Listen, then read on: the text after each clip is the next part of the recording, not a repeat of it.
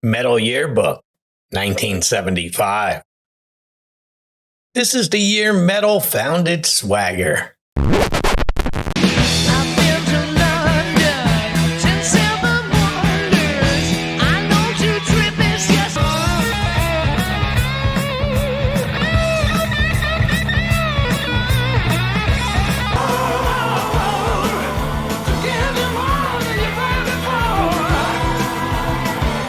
In 1975, heavy metal wasn't a genre yet.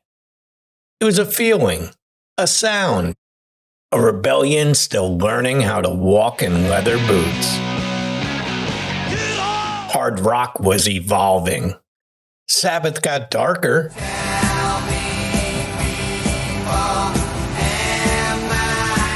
Zeppelin got stranger.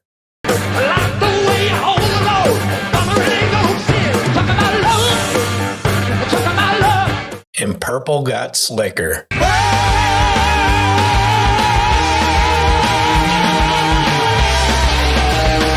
But then, out of the grit and grime, came Motorhead.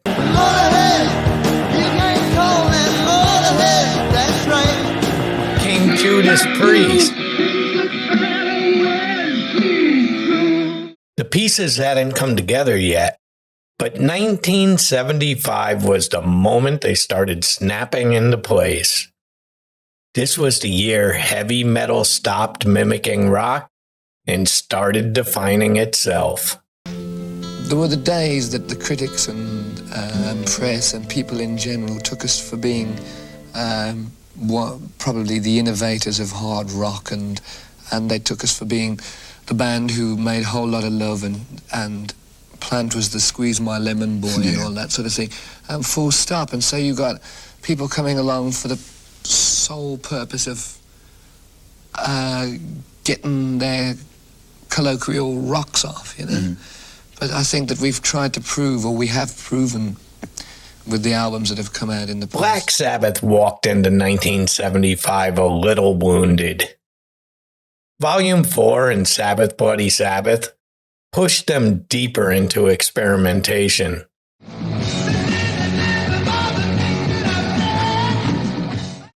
Now, with Sabotage, they brought back the bite.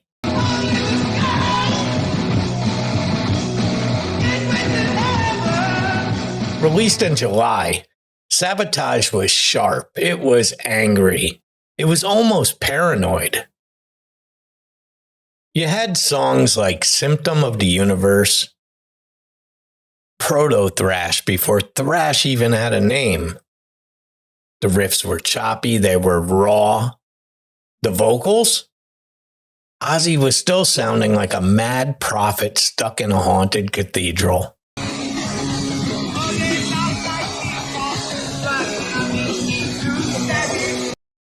But something else had changed.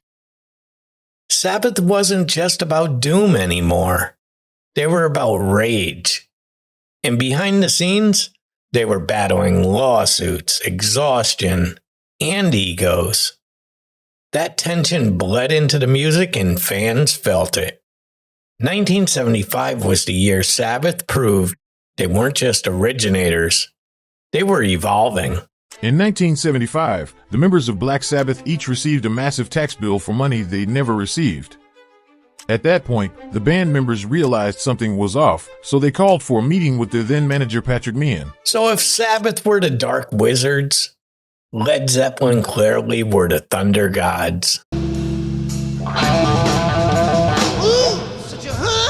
In 1975, they dropped Physical Graffiti, a sprawling, ambitious double album that mixed blues, metal, Eastern rhythms, and absolute arrogance. You had Cashmere.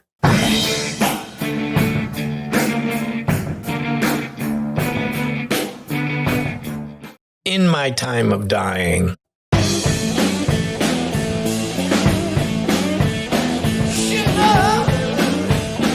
trampled underfoot.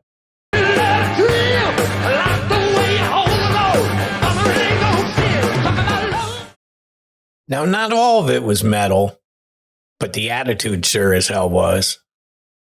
They weren't headbanging yet, but the power, the mysticism, and the scale, that was pure metal. Deep Purple, meanwhile, saw major lineup changes. Ritchie Blackmore had one foot out the door. The band was spiraling, but what they left behind? It was a blueprint. After David and Glenn joined, and we made a couple of albums, we made an album called Stormbringer, which Ritchie didn't like. And that was, for him, that was it, and he left. I just felt that the band was becoming too bluesy, not bluesy, but kind of funky. And I don't like funky soul music. I like blues, and I like classical music, hard rock, medieval rock, but I don't like that funky blues. And that's when I said, I'm Blackmore would go on to form Rainbow later that year.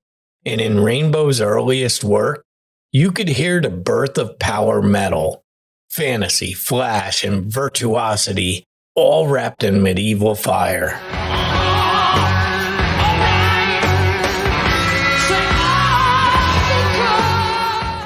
Judas Priest didn't invent metal, but they certainly refined it.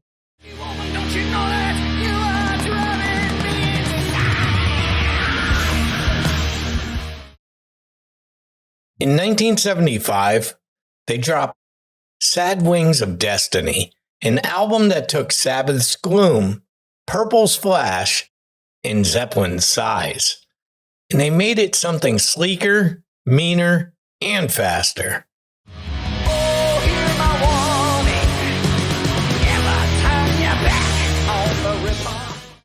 This was Rob Halford beginning to soar.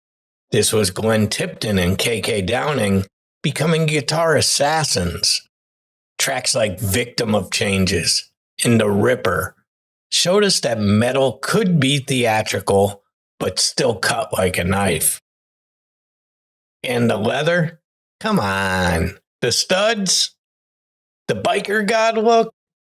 That didn't come from a record label. It came from the gay clubs of Birmingham. Right. It's from Judas Priest. It's yeah. Rob Halford. Yeah, tricked everybody into dressing like a gay biker. Yeah. Because he was gay. I loved it, yes. So he's like leather pants and the fucking leather biker helmet on and a vest with no shirt on underneath. Yes. And all these guys started dressing like that. Yes. And they didn't even understand that they had been tricked into Halford dressing like a gay bringing biker. underground culture into the mainstream scene unapologetically.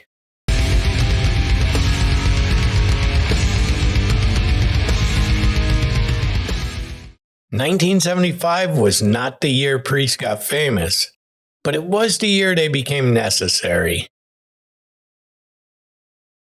Chapter 4.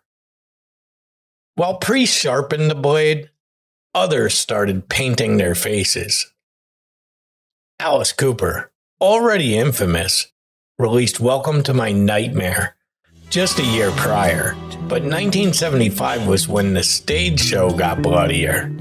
That's when the guillotine arrived, the snakes, the mascara, the horror. Alice made metal visual. He wasn't just singing, he was playing a character. Each show was a horror opera. Only women bleed. Only women bleed. And teenage kids ate it up. But then there was Kiss.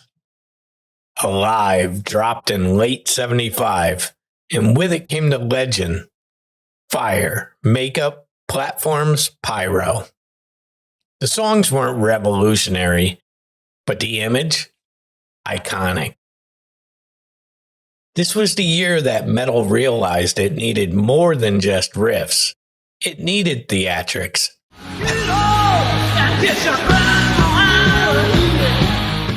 Pageantry, showmanship. And just when things were starting to feel polished, Lemmy Kilmister emerged like a warlord, just recently kicked out of the band Hawkwind for being too much Lemmy. He formed a new band, though, Motorhead. They didn't release their debut until later, but 1975 was the birth year, the year Lemmy said, "We're not heavy metal, we're not punk, we're Motorhead. We play rock and roll."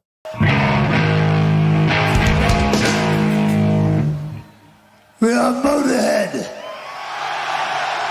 and we play rock and roll. But make no mistake, Motorhead would become the bloodline for speed metal.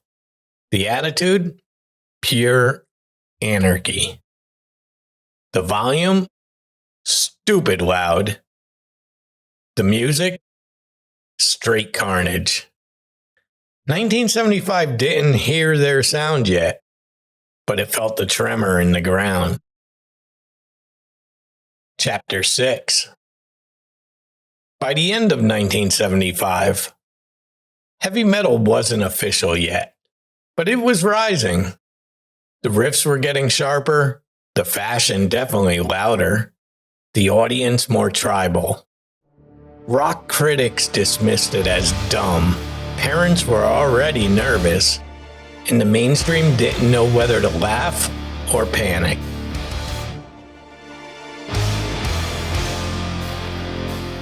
This has been Headbangers History with your host, Fred Carroll. Produced by Left Eye Lazy Media in Brantford, Connecticut. Every riff tells a story.